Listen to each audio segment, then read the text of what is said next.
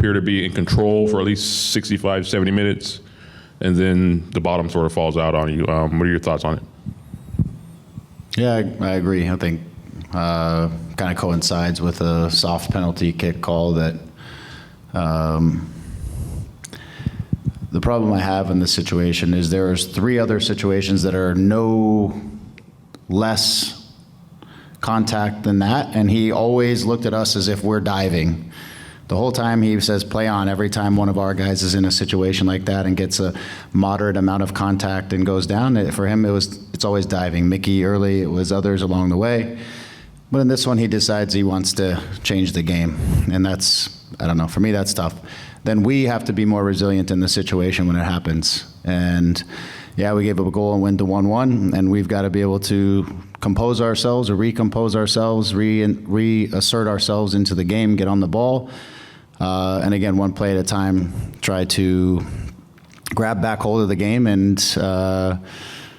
create some chances and see if we can win it, but stay steady in our positioning. I think once it goes 1-1, we get a little bit erratic in some of our actions. We try to do more than we need to do in situations instead of letting the ball just move them around. And the game starts to get a little bit transitional. They're starting to hit balls in behind the back line of us. It's starting to the game's getting very vertical at that point. And so, yeah, and then what are you going to say about the second goal? Honestly, there's nothing to say about it. It's at the end of the day, it should have ended 1-1 on what I think is a soft penalty call, but we allowed another goal that just can't happen, and that becomes the difference in the result. I think the control of the game, I think, changes a little bit because of the emotion of the game and us maybe getting a little bit overeager, pressing a little bit once it goes 1-1 and we press ourselves out of good positions and things like that, where we had good solid control prior to that. The game sort of turned, I guess, when you took off Tucker there. He had a good night up until that point. What was your you got to bring on Joe for somebody, but just your thoughts on that move there? I thought Tucker had a good night, and the reality is, in the grand scheme of things, we've got to get Joe going, and the next stage for Joe is to build his fitness and his minutes, and he doesn't get to 45 minutes without getting 30 minutes. He doesn't get to 90 without getting 30. So you bring him in because, you hope Joe can give you something in transition. We were up 1-0, and you think, there's going to be some transition moments in which we can put Joe in behind the back line and we can create some problems. And that becomes, I don't think we lost really control in that moment. I think it was a little bit after that, honestly, because I still thought we were able to get Joe on the ball in some good areas. I thought Diego was popping into some good spots. I thought Isaiah was able to carry through their pressure a number of times and get us moving into the other. I think it becomes the decisions that we're making in the final actions, and I think the game sort of switched on more on the defending and the situation that led to the penalty, and thereafter, I don't necessarily, I'm not sure how much it changed before that. I'd have to see the exact minutes, but I did feel like after that it started to adapt when Christian came off. I felt like we were having a hard time playing through our striker, which Christian did a nice job, I think, course of the night. And then, of course, we went to 2 strikers when we were chasing it a little bit more, and I don't think we got a whole lot out of that either. Greg, we've been looking back and forth at the goalkeepers, Novak to start the year and John coming in. John had a mistake last game, another mistake this game. Is that still a fluid situation for you? It could be. I mean, it certainly could be if they both want to leave the door open for one another. So, I hope not. Somebody needs to take ownership of it and be the guy. John did it all of last year and he's capable. He needs to bounce back, and but we'll see as we move forward. And I think, as Damian alluded to, you guys scored first for the first time in a league game this year. Had a lead for quite a while there. Does it hurt that much more to sort of be in that really good position for the first time this year in the league, and then to see that slip away, or yeah, a little bit. And the way it slipped away is is part of the problem, because I can go through, I don't know how many goals we've given up over the course of the season. I'd have to add them up, but at least half of them have been somewhat ridiculous for us. And there's points inside of those goals that we've lost because of it, and that to me is like unacceptable for where we are at this point and coming back as champions to be giving up these types of soft goals in ways that, again, mean you're losing points, Yeah, I understand also we're not scoring a ton of goals at the moment and creating a boatload of chances. That I think is going to continue to grow and evolve with this group as we continue to get healthier, connected, more detail-oriented in some of those things. I think we're going to improve in those ways, but there's no reason why we're giving up these types of goals. And we had some other okay looks, decent looks. We hit the post. We had some other good spots. I thought we had some really good spells of possession. I thought, for 60 minutes, 50 minutes, I thought they didn't have great solutions for us. They tried to change the way they were pressing us. We reorganized the way we were setting up, and then we were able to break their lines and go at them again and again. And so, again, I thought there were tons of solutions inside the game, and we did a pretty good job of finding them, but you kill yourself, when you do things that give up goals, and then it changes the emotion of things because we've been battling to put ourselves in position to get 3 points, and then we lose that in two swift actions. So that's the disappointing part, yeah. Go ahead. All right, Greg, so today was Joseph Paintel's first action of 2025. What did you see out there? I know you highlighted that a little bit earlier. And what are some of the expectations? Is he still going to be on a minutes restriction for a few weeks? What does that look like for him?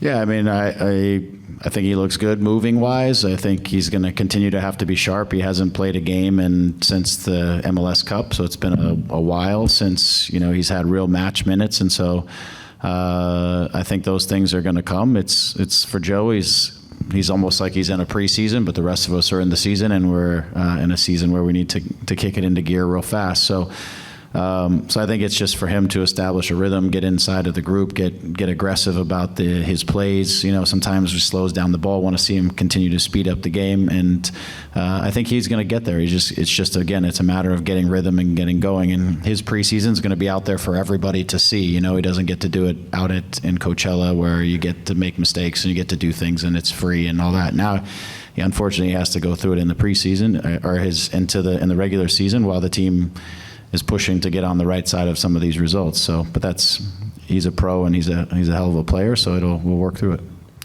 Minutes restrictions, yeah, we'll have to build him up. We're not gonna. It's more important for us to keep Joe healthy and build him in the right way, and not just throw him out there and see what happens. So, yeah, we'll definitely be mindful over this next stretch of super busy games. And Greg, one more for me. Christian Ramirez, 4 goals, 4 games now, continues to roll. Seems like he's fitting into the formation better. I think he's dropping back in. And are you seeing that from him? Are you feeling like that puzzle piece is starting to fit a lot better? I do. I think he's adjusted. Where before he was hanging out in midfield positions and spending time in these low positions.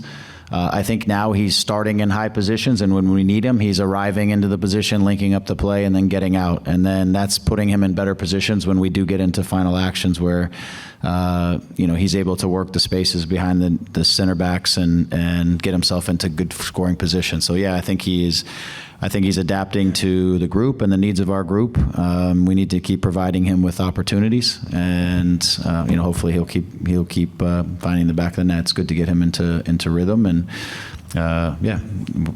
it's nice when you have forwards that score. But we've got to continue to contribute around him as well. And we got one final question on Zoom. Go ahead, Gilbert. Yeah. Still on the Christian Ramirez form. How are you relying on his form while also, encouraging other players to help you offensively? Yeah, I think Christian's a cerebral player when he's out there, so he also helped us on the defensive side. I think he was really smart about how he was kind of dictating, sitting on pivots, dictating the direction of the game, not letting him come in between us a lot of times. Like he was very wise, I think, about how he was also working on the defending side in addition to the attacking stuff that I think is improving. So again, I think his overall contribution was really solid, So there's other guys around him who just, whether it's, I don't know exactly the question, but the guys who are around him that need to continue to help contribution-wise on goals and assists, things like that. We know, I'm pretty confident that Gabe's going to find his way into the goals and assists and get going. I think as we can can create more danger from different areas of the field, it starts to soften up some of the areas around Gabe where teams, I think, have focused a lot on Gabe's side and trying to even overload that side defensively or not release out, sometimes just sit inside of there, which has made hard for Gabe. But I think as guys start to contribute, I think things will start to open up for others, and that's something that we need to happen, and I think it will as we, again, as Joe gets going and obviously I thought Tucker had a good night, and I do like Diego on the inside at times being able to help us, which is something we haven't really been able to do through the course of the season. So these are things that I think will help us on the attacking side as we continue to move forward. And Sophie, go ahead. Hi, Greg. I must have looked at that penalty 100 times where I'm watching, and I couldn't see the penalty. Two questions. One is, are you surprised the referee didn't go to the screen? It just seems like the logical thing to do. And secondly, what was the vibe in the dressing room with the players? Because I can imagine after self-inflicted wounds, they must be exceptionally disappointed, and it might be tough to pick them up from that.